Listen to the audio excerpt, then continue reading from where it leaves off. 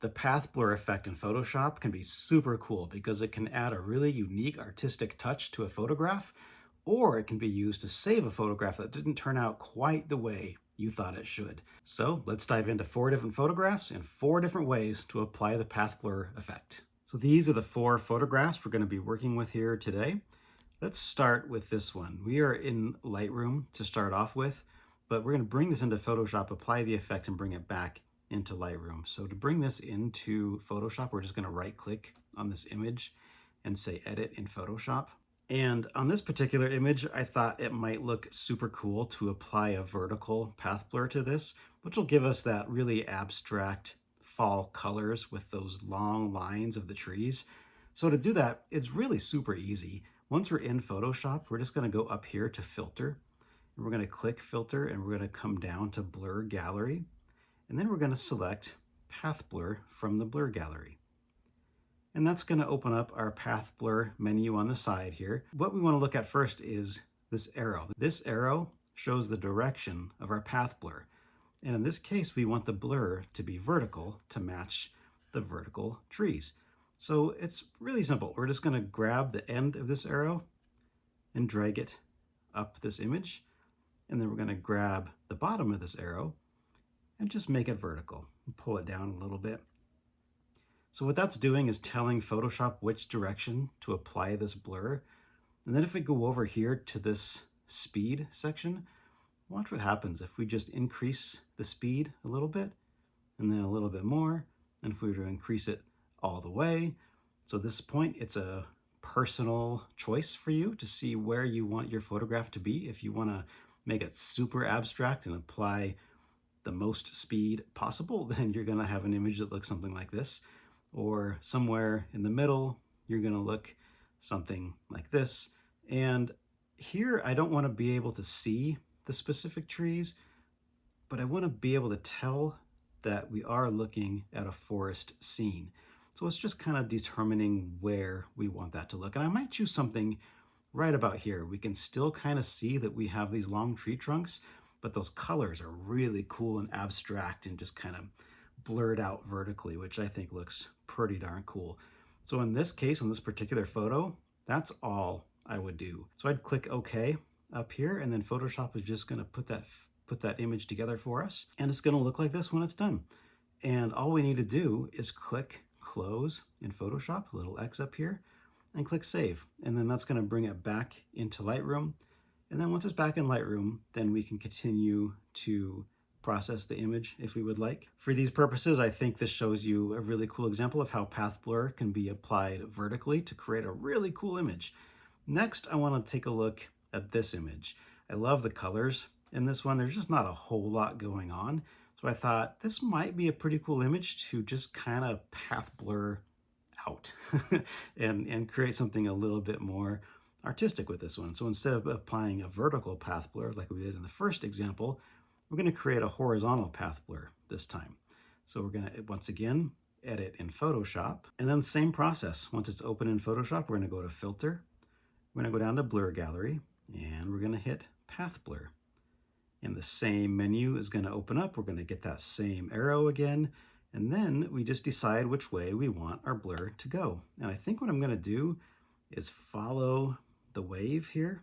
So it's not perfectly horizontal. Or maybe it is.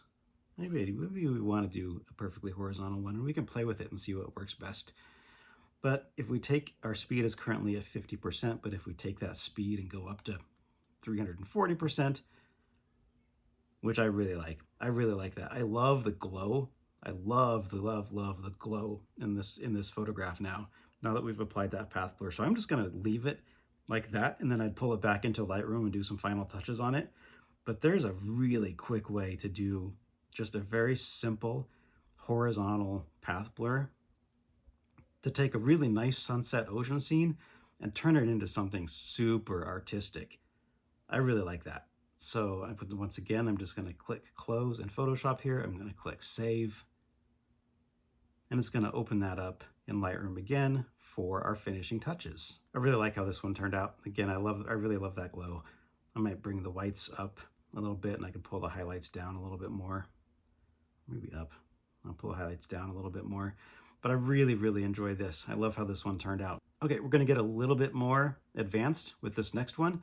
This is an image that I never did anything with. It was kind of a throwaway because I didn't like this car in the foreground here and just stuff that I didn't like about this image. And so I just kind of have let it sit. But it occurred to me, it's like, why not? Why not see if we can apply a path blur effect to this and see if we can kind of save this image a little bit. So once again, we are in Lightroom and we're going to edit in Photoshop. Okay, once this image is open in Photoshop, there's a couple of things we want to do before we get into the path blur effect here. First of all is we want to select the subject of this photograph because the subject we don't want to apply a blur to. We want that subject to stand alone and the rest of the image to be blurred out. Okay, so how do we do that? We use Photoshop's object selection tool, which is right here. Typically, it's already there for selection. You may need to click on this little arrow in the corner here and select your object selection tool. It may have defaulted to one of these instead. So just select object selection tool and then hover over your subject and just click. And then Photoshop is going to determine that subject and select it. You can see it's kind of those marching ant lines, and that indicates that that subject is selected. And then we're going to copy and paste. So we're going to Command C to copy. And then right away, we're going to do a Command V to paste. And you can see when we did that paste, it created a new layer. That layer contains only this subject. Now what we want to do is remove this subject from the background layer. So we're going to select the background layer. We're going to deselect layer 1. And now we need to remove this subject from the background. So how do we do that? Well, Photoshop has made that super easy for us. We're just going to go here. We're going to select the spot healing brush tool. And if it's defaulted to any of these, the remove tool, the healing brush tool, patch tool, etc., then just select spot healing brush tool. And then we're just going to highlight the subject that we would like removed from the background.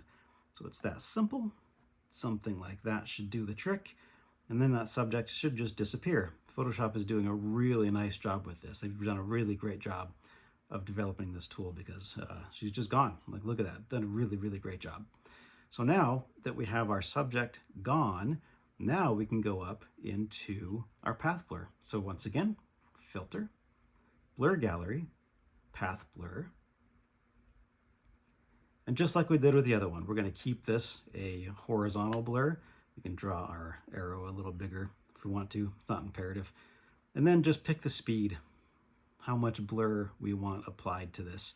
I'm going to do this one a little bit more than I might usually, just so that that image of the car is just kind of distorted, so we can't really tell what it is. You and I know it's a car because we already saw it, but I think if we really, blur that, it's not going to be that obvious. So it's just much more abstract like that. And I like that. So I think that's going to be good enough for this purpose. I'm going to click OK and let Photoshop apply that to our image. And so once that's done, the only thing we have to do now is apply that layer and re-put in our subject. So we see that the layer is currently turned off. We just click that little square to turn it back on.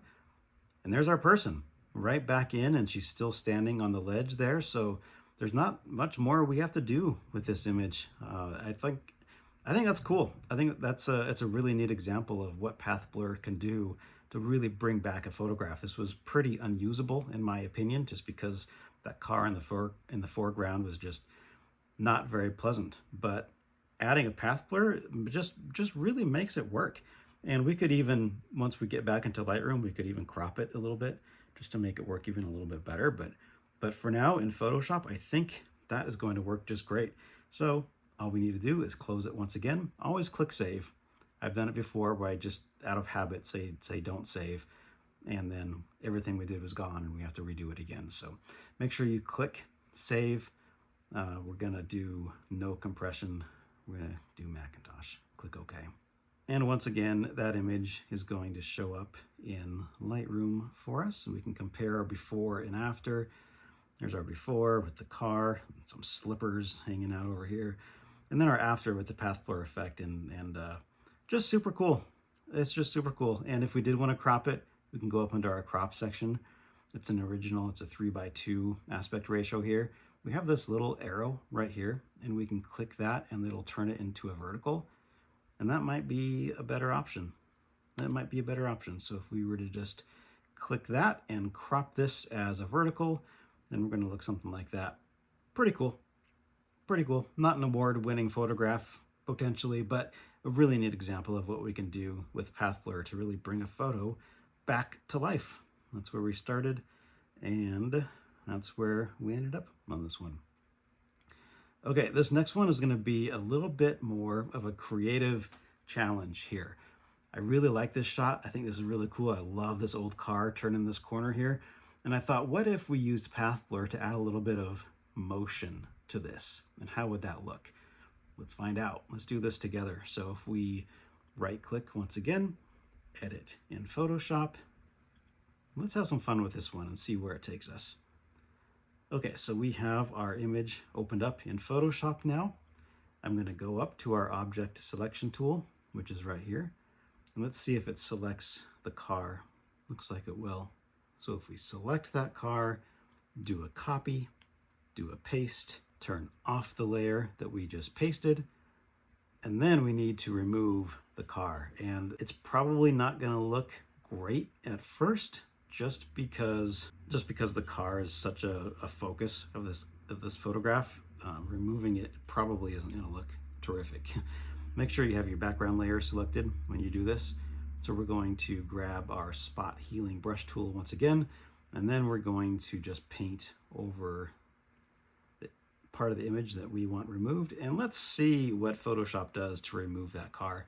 And again, this does not have to be perfect by any means, and it obviously is not very good. And so if that object selection tool doesn't work, another thing we can try is to open up our menu here and come down to the patch tool.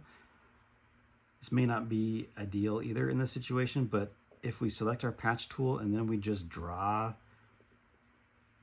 around the subject that we want to remove, what we do is close that circle, and then if we just drag it out like this and try to line up our road, again, this does not have to be perfect. Something like that. Deselect, and then we can continue to just get that car. Just remove the pieces that are still there. We can use our clone tool here. It's a really good example of how sometimes things just don't go as well as you think they might. And so you just kind of got to get creative and say, okay, what can I do to just remove the car? So we'll just get a little bit creative here and then just use our clone tool and just kind of get that car gone. And all this is going to be blurred out, remember, so we do not have to spend a lot of time making this perfect.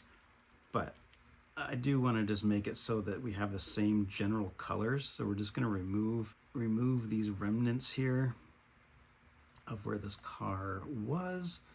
And then we're just going to use our clone tool, get the same general colors in place here. Not a big deal if it's looking really bad right now, because it's going to get better. So that's probably going to be good enough. So we have that car gone, and then we're going to go up to our filter and our path blur again. And this is just going to just blur out everything, just the entire rest of this photograph. So if we do blur gallery, path blur, give this thing a little bit of speed. I still kind of want to see the scene a little bit, but I just want to make it a little bit more abstract. So if we do something like that, there's just kind of a little bit of like just some motion blur to this image. And so I'm going to click OK there, let Photoshop create that image for us, which it has done. And then I'm going to put that car right back in there. Kind of a cool effect, but you can see that what it does is now it just kind of looks like it's floating there. That's something that comes up when you're using path blur, is you'll put an object back in there, but suddenly all the shadows are gone. So it might look like it's just floating awkwardly in your photo. You just want to ground that a little bit. So what you can do is create a drop shadow effect, and kind of just add the shadow back into this vehicle. So to create that shadow, we want to come to our layer 1, which is the subject layer, the car in this case. We're going to select the layer 1 and come down to our little effects panel here, click the FX and come down to drop shadow. And we're just going to leave the settings the same on that, just as they are. Click OK. Then I want to make that drop shadow its own layer. So I'm going to come in here, right click on drop shadow, and come down here to create layer. And click OK. And so now we have layer 1's drop shadow right here. What I want to do with that is flip it. So I want to come up into, I want to come in here to edit, transform, and I want to flip this vertically. When I flip it vertically, you can see that it's backwards now, so we need to flip it horizontally also. So I'm going to come down to edit again, transform, and flip horizontal. And so now we have an appropriate shadow for this vehicle. So if that shadow is just too much and you just want to lessen that shadow a little bit, just create a layer mask. So come down to the layer mask function, click layer mask, and then you've got a layer mask added to this layer of the drop shadow only. Make sure that your layer mask is selected, not the entire layer. Make sure you selected your layer mask.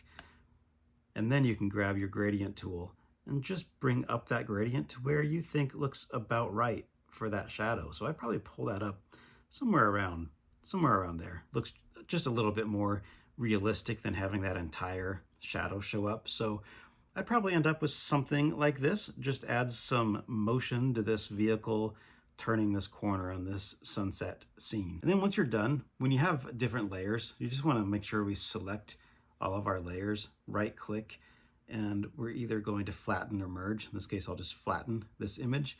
And so now all those layers are just built in to one. And then we can close this image as usual, hit save, and it'll open it back up in Lightroom.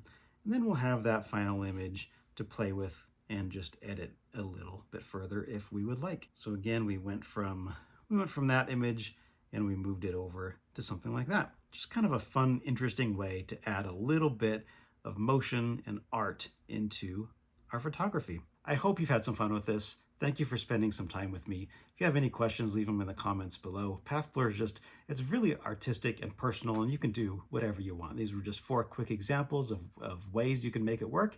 I'd love to see how you're using it in your photography. Thank you for joining me. Subscribe if you have had fun and learned something, and I will see you in the next video. Thank you for being here.